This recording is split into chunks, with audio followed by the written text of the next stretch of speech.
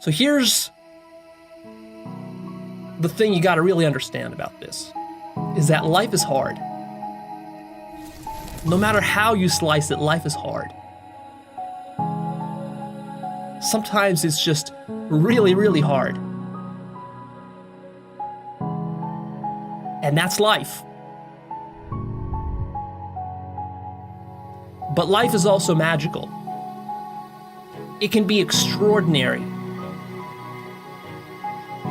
With the caveat that it will never be magical or extraordinary to you if all you do in life is play video games, watch TV, click around on the internet, hang around with your friends, and go to work at McDonald's. You're not gonna tap into any of the magic of life if that's the kind of life that you're trying to lead. Not possible. You're only gonna get from life what you put into it.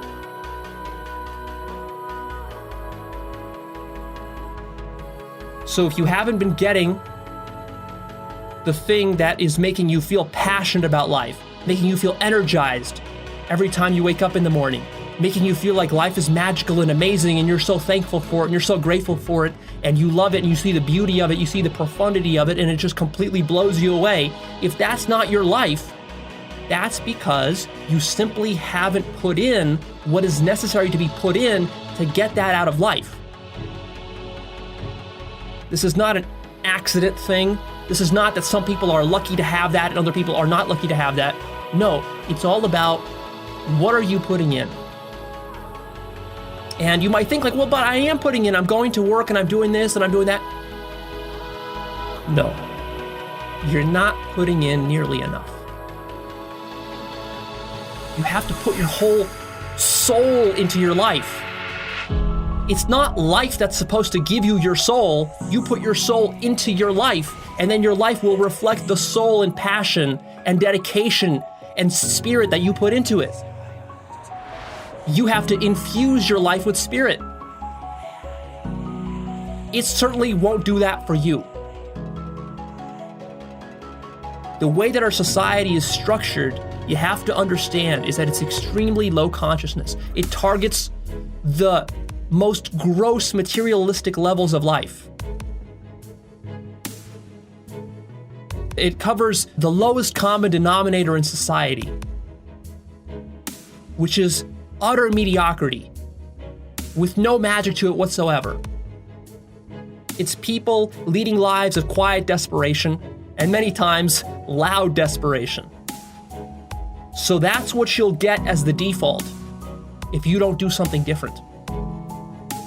And the problem here is that our society has become so easy these days, and you've been growing up for the last 10, 20, 30 years of your life sucking on society's tit. You're completely disconnected from real survival.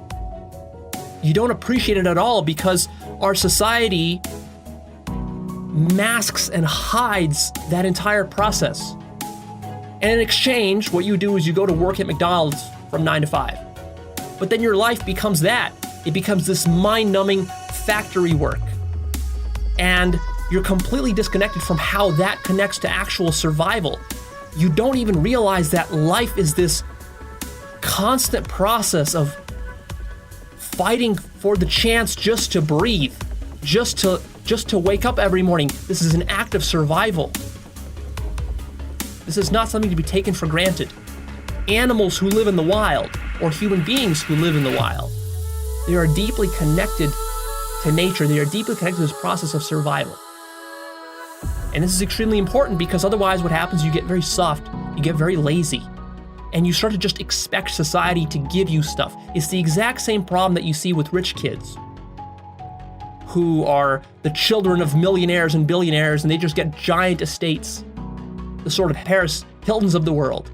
And I mean, she's actually become sort of successful, but there are many people like her who have no success whatsoever because all they do is they just live off the money.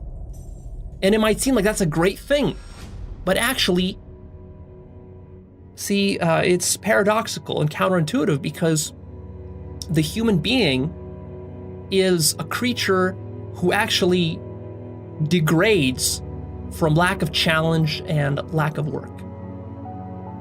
See, when you're really faced with true survival, your life is on the line, and everything becomes very serious all of a sudden. There's no room for being lazy, slacking off, laying on the couch, watching marathons of TV shows and clicking around on the internet. There's none of that kind of shit. Life and death have a way of cutting all that kind of crap out of your life and making things very simple and very stark. And then all of a sudden you're engaged. You see, you got to be engaged with life. That's the biggest thing that people are missing these days, is that engagement, because they're so complacent. What needs to happen for you to get serious about self-actualization is that you need to take your own life back into your own hands. And you need to get back in touch with that element of survival. And maybe what that means for you is you actually go out and you spend a week living in the Canadian tundra and you see what that's like. Or you don't need to do that. Maybe you start your own business or whatever. Maybe you don't even start your own business, but at the very least you seize control back. And there's a certain kind of seriousness that comes with that. It's like, I'm not fucking around with my life anymore the way I used to. Because when you're fucking around with your life, you're playing video games, you're eating bad food, you're being lazy, you're just kind of like going with the flow.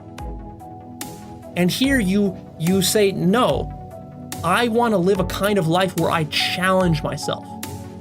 Even when there's no direct need for me to challenge myself, I recognize that the best kind of life that I can live is one in which I'm really connected with my survival every single day.